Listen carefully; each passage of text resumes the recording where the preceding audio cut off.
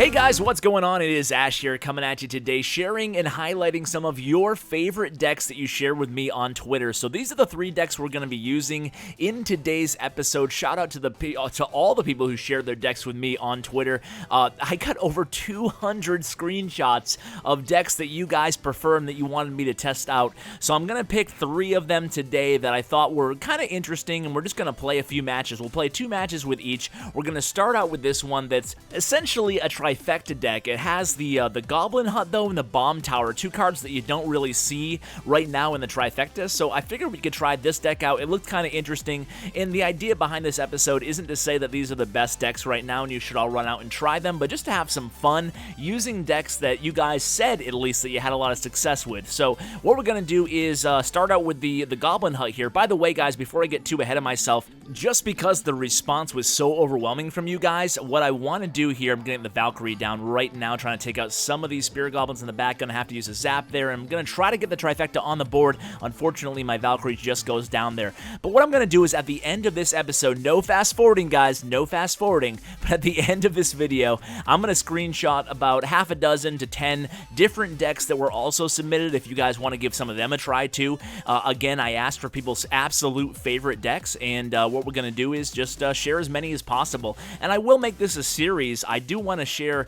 It was so hard deciding between all these decks, and to be honest with you, these might not be the 3 best decisions. It was tough to kind of weed through 200 responses, but I will make this definitely 100% a series because the response was so overwhelming, and I genuinely find it interesting to see what type of decks you guys are using, and obviously it really depends on where you are on the ladder or where you are as far as trophy play goes. I'm sure not everybody's a trophy player in the current system right now, so it'll be fun at the very least to try out these decks and see if we can have some success with them. We're starting out pretty good here considering I'm talking at the same time with this first match here, and what I want to do is basically I want to keep the Goblin Hut on the board, on the map the entire match if possible. That way I have that steady flow of Spirit Goblins backing up my Trifecta, and you know, this deck isn't too complex to try to figure out the mechanics behind, right? It's basically your Bomb Tower is your defense. Bomb Tower's not that bad. You don't see much of it in higher ladder play. You don't really see any of it, and you don't see much of it in tournament play either, but I still think it's a decent ladder deck for, it's a decent ladder deck for probably mid-range trophies, and it's also a decent trophy card. I don't think it's quite as strong as a more traditional defenses, Cannon and Tesla, which you see in tournament play, but regardless, that's what the viewer submitted, so that's what we're going to do, trying to sneak this hog in here in the left lane. That Valkyrie came down at just the perfect timing there. I was hoping that those Spirit Goblins were going to take down those minions and really allow me to get a few hits on that left tower here. So the Royal Giant getting played in the right lane, that's not a big deal. I'm going to counter it with a Musketeer in the Bomb Tower. You can see the Bomb Tower at the very least has a lot of hit points, so certainly can't complain about that all. However, the Royal Giant is going to get onto my tower here, so just doing our best to try to kill him before the time gets off the clock here in this match. Going to send in the Hog Rider just in case he ties things up, but judging by his sad face, it looks like we're going to pick up that W. So a good start to this episode.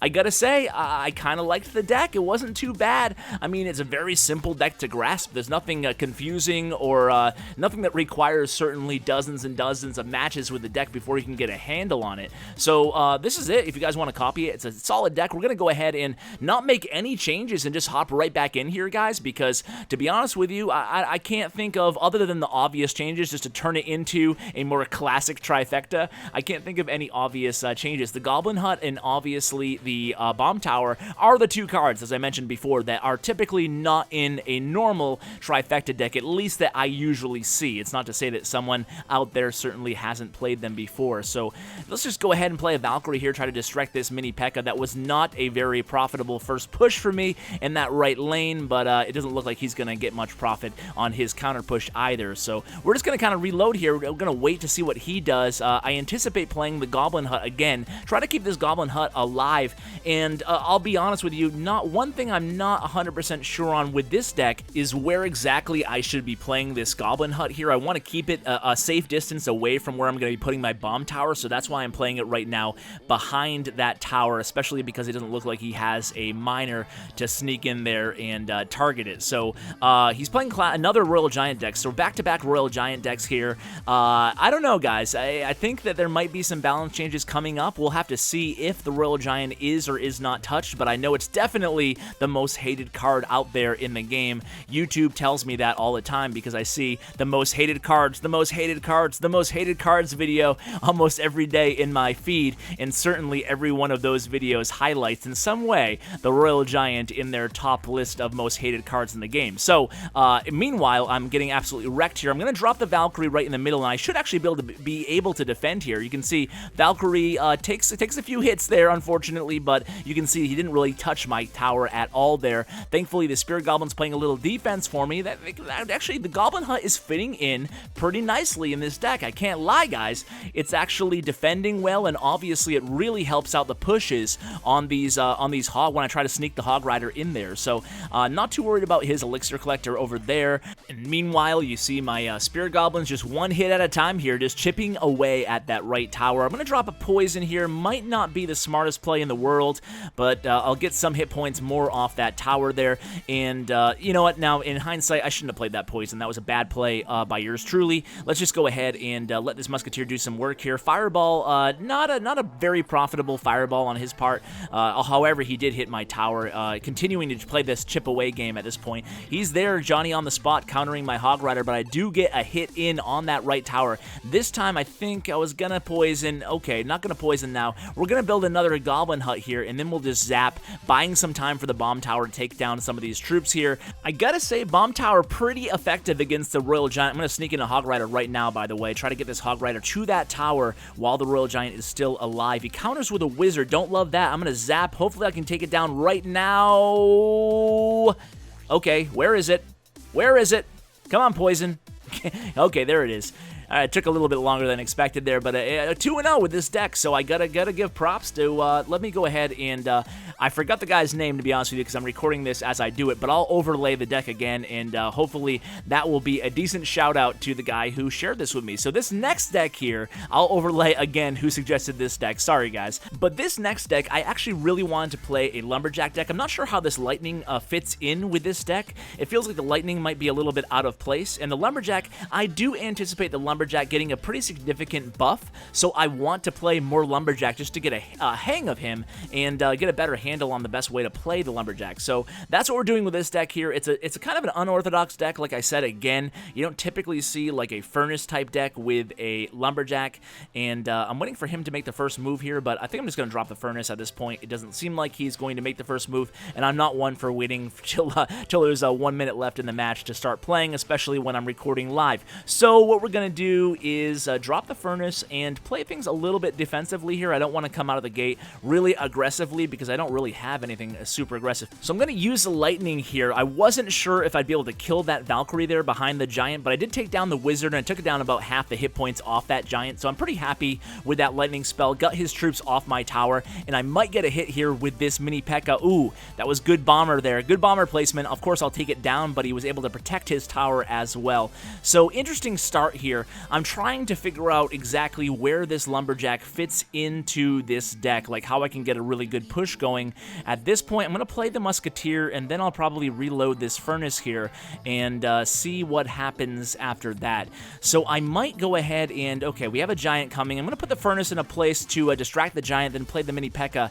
behind. I probably should have played the Mini P.E.K.K.A. right on that Valkyrie instead of in front of the Giant, but we'll still survive here. So again, I'm going to use the Lumberjack, but you know what? I was way too late on that Lumberjack. Unfortunately, you want the Lumberjack to die before whatever the DPS troop is behind it, so obviously way late on that Lumberjack. Unfortunately, well, fortunately, he takes down that tower, so that was good, but obviously could have got the same value out of, say, a Knight in that position there. So we are not making excuses here, guys, but obviously this is the first time I'm picking up and playing these decks, so my first match and second match on each of the decks, so keep that in mind here, and obviously keep that in mind whenever you watch any YouTube video or any streamer and you want to give one of their decks a try. I mean, I can't stress this enough. It's so common, even I do it sometimes, but you play 1 or 2 matches with a new deck, you lose 1 or 2 matches with that new deck, and then you're just like, screw this, I'm not using this deck, it sucks. But half the time, or maybe more than half the time, it's really you who just aren't used to playing the deck. Even if you're generally a pretty good player, it takes time to learn the best counters and everything like that for every single individual deck. So again here, playing some good defense, but offensively haven't been able to get much going on here. Of course, we have what we want to have happen here with the Mini P.E.K.K.A. trailing the Lumberjack in the left lane, but unfortunately, he dropped that minion horde in a perfect time as well. You see, the perfect scenario there would have been, obviously, getting the Furnace, the Mini P.E.K.K.A., the Ice Spirit, all behind the Lumberjack. Lumberjack going down, and then you have the Furnace to protect and defend against that minion horde, and then you have the Mini P.E.K.K.A. to hit that building 2 or 3 times, the Crown Tower building. What am I talking about? Alright guys, so 3-0. Couldn't have asked for a better start to these experimental decks here. Let's go ahead and obviously, I don't even know what change I would make to this deck, and if you think this deck is crazy, just wait till you see the third deck that we're going to try to play. It's a weird one, guys. I don't even know if I was trolled as far as the suggestion on this deck, but we'll have to wait and see how it goes. But for now, we have another match with this deck here, so let's see how we do against Maxwell here. A level 8 player, so it should be an advantage in our corner here. Starting again with the Furnace, gonna have to play the guards. I love the guards. I think the guards are my favorite card in the entire game right now. I think by far it's the best defensive weapon in the entire game, the guards. So if you're having trouble with the deck and you're looking for a substitution to make and you have the guards and you have them leveled up, certainly consider adding them for another defensive card and see if you have more success there. I think for 3 elixir, you get a heck of a lot of value. I mean, one single guard can withstand an entire blow from a P.E.K.K.A. or an entire group of guards can withstand a shot from a rocket, so that's a lot of value off of a 3 elixir unit, so consider adding guards. I love guards. So anyway, let's go ahead and refocus on this match here. We haven't touched his towers, barely. I think we got one shot in on this left tower here, and look at this. This is going to be a lot of damage if he does not stop me here, guys. Look at the Musketeer on this tower. You guys, I'm sure if you're watching my channel for any length of time by this time, you know that a Musketeer unchecked against a tower can do a devastating amount of damage to it, so certainly never let a Musketeer just fire away at your tower. So I'm able to counter the Hog here, and again, I got a nice little push going of my own against his left tower. This is going to be pretty hard to stop for him. I love having the Ice Spirit right in front of that Mini P.E.K.K.A., or right behind in that case of the Mini P.E.K.K.A., allowing the Mini P.E.K.K.A., if they don't counter it, to get 2 or 3 swings off that tower, and that's almost enough to take it down. So certainly I love the Mini P.E.K.K.A. Ice Spirit combination. So again though, guys, I'm not using really the Lumberjack at all. So it's funny, I started out this video by saying that, you know what guys, I really want to play the Lumberjack and get to know him and learn him because I think a big buff is coming, and I haven't barely played him at all, so in this deck. So let's put the Lumberjack down, damn it, and follow it up with a Musketeer and an Ice Spirit. Hopefully we get something going here. I'm going to zap, and then hopefully they kill this Lumberjack right about now, and here's the Musketeer, and she's going to go absolutely wild on this tower, almost taking it down. Finally, one time in 2 matches, I was really able to take advantage of the LJ there. So Hog coming at me, I'm not too worried at this point. The match is looking very, very good in our favor. Not a lot of damage done to my towers, just a few hit points off that left tower, but otherwise we're looking pretty good here with 30 seconds left. Just gonna zap and play defense at this point, rebuild the Furnace, and we should be looking pretty good. You know what? Let's actually get a little push going instead. Maybe we can get the 3 crown here, and we'll see how we do. We have obviously the Rage down from that Lumberjack, and unfortunately those okay, here we go. Let's do this. I'm gonna zap the right tower to try to protect the Mini P.E.K.K.A. here. Come on baby, take it down, and there it is. So you know what, not a bad deck. I need to get better at the Lumberjack. I totally admit that I've fallen victim to the meta, as so many players have. You know, I play Hog Cycle decks, I play Miner decks, I play, you know, Giant decks, I play basically the current meta, and I don't get a lot of Lumberjack action into my matches. You know what, it feels like everything, I'm glad they plan on totally revamping and reworking the training camp, because it feels like everything is so high stakes. I mean, ladder, I don't want to lose too many trophies really messing around, although I do from time to time, but I don't want to lose a ton of trophies messing around with different types of decks. And at the same time, in tournaments, I certainly don't want to spend an hour just totally playing around, although that's exactly what I'm doing here as well. But you get the point, guys. It's tough to find a low pressure situation where you can really experiment with different decks. So this is the crazy deck, guys, that I told you about earlier in the beginning of the episode. So it's an xbow, rocket, Inferno Tower deck, and you know there's a reason that I picked this deck here, and that is because I could not come up with a deck that I'm more unfamiliar with in terms of the cards. I'm not a Siege player,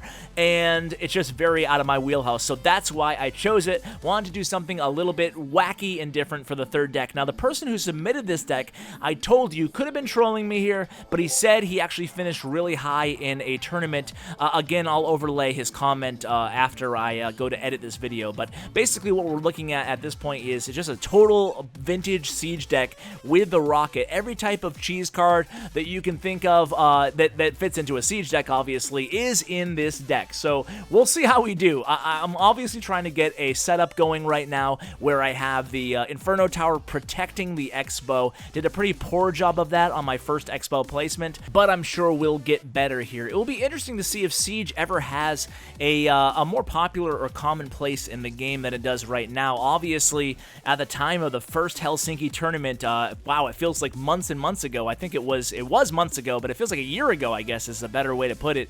But I remember you saw almost all mortar decks there, or certainly a lot of them in the actual tournament. On the main stage, there was only one, Steroidy, obviously, but in the actual tournament, there were a lot of mortar players, but now you barely ever see mortar players. Of course, here and there, but it's definitely not as popular as it once was when the game first came out. So what we're going to do here is try to get the actual combo down on the board here. So I'm going to be silly and just rocket this Musketeer here. I like to obviously hang on to, you're supposed to hang on to the rocket until the end of the match, where you can actually use it when they have whatever 550 hit points. I forgot exactly what the tournament level standards are. I'm going to use the arrows here against this princess, hate the princess in the back like that, and I'm going to just allow the Inferno Tower to do its work defensively. The only problem here is that now I lost my Inferno Tower to guard my xbow, so I'm going to put the Fire Spirits anticipating something being played there, and there it was, the guards. So I took down the guards. Now I should get a few hits on this tower with this xbow here, and certainly the hog is a great counter to the xbow, any Siege deck,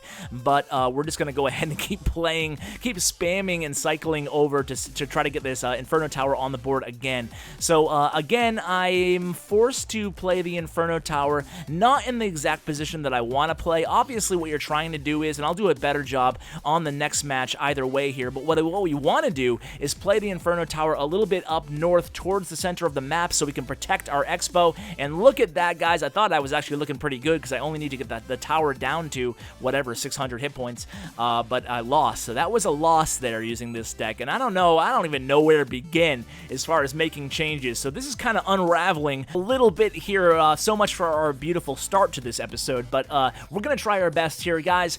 Just a heads up, in case this wasn't obvious, don't take tips from me if you want to get better at your Siege game. I am not the YouTube channel or the guy to be watching, but we'll have fun with it either way, and I'm sure you guys can let me know in the comments what I'm doing wrong here. Maybe Steroidy is watching and he can weigh in with a few tips, but this is more like what I was talking about with the xbow and the Inferno Tower. I should have probably played no, that's a pretty good placement, I think, there. And what we're going to do is obviously defend, so I'm going to use my spirits here to protect the xbow, and then I should get a lot of damage on this right tower. And there's not an easy way that he has, like for example that giant he could not have sent into my xbow, because by the time he got there, might have gotten one hit off on my xbow, but the Inferno Tower certainly would have taken it down. Now if you play the Inferno Tower, now that I think about it, if you play the Inferno Tower a little bit up north more, you could actually do a better job of protecting the xbow, because then if you play the giant or the hog, they'd go to the Inferno Tower before the xbow, whereas how I had it positioned,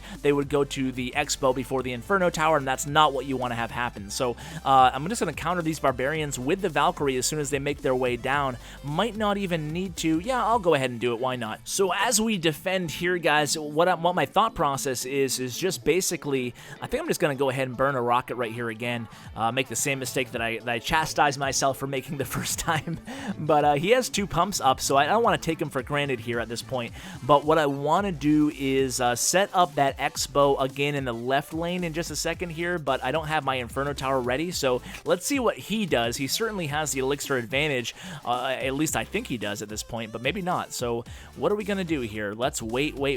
Okay, so there's the giant. I just want to cycle to my Inferno Tower at this point, so I'm going to play the Ice Wizard here. I'm going to set up the Inferno Tower over here. It will will lock onto this giant pretty early, so I'm not too worried about the placement there, and we'll just see what he does here. So the balloon coming at me, not too scared of this. The balloon goes down by the hands of the Inferno Tower, and my Inferno Tower is actually coming through huge against this giant balloon deck. It's tough. It's tough to go with a giant balloon combo, and one of the biggest reasons that you see so many players moving away from the giant balloon combo after they've been using them for a while is because we're seeing more and more Inferno Towers in tournament play. Ladder play, I can't really speak to that, but certainly Inferno Towers make it really difficult to use the balloon giant combo decks, because both of them can be easily burnt down if not distracted by Inferno Towers. So again, the balloon doesn't really get to my tower at this point. I'm just going to drop the Expo right now. I think he's pretty low in Elixir right now, and I have that Ice Wizard to defend. So you can see he played the Elixir pump there. You can tell he's kind of grasping at the straws at this point, and it looks like we're going to get the W here. So we end with a win, but against another level 8, so it's not much to write home about, but it was an interesting deck nonetheless. If you guys are better Siege players than I am, which probably is 99% of you guys out there, consider maybe giving this deck a try. So I promised you guys to include some of the other decks that were shared with me at the end of this episode, so here they are on the screen. I'm just going to go ahead and flash them on the screen right now so you guys can take a look at these. Thank you so much for all your submissions. I'll include some more of these decks that you're seeing right now, and also some more new decks on the next episode that I do in this series. And by the way, guys, you made it all the way to the end. I really respect and appreciate your opinions and feedback. Do you like this idea that I play your best decks? Do you think I could change it in any way to make it more interesting to you guys, the viewers? Let me know in the comments below. I really appreciate it, guys. And as always, take care, guys.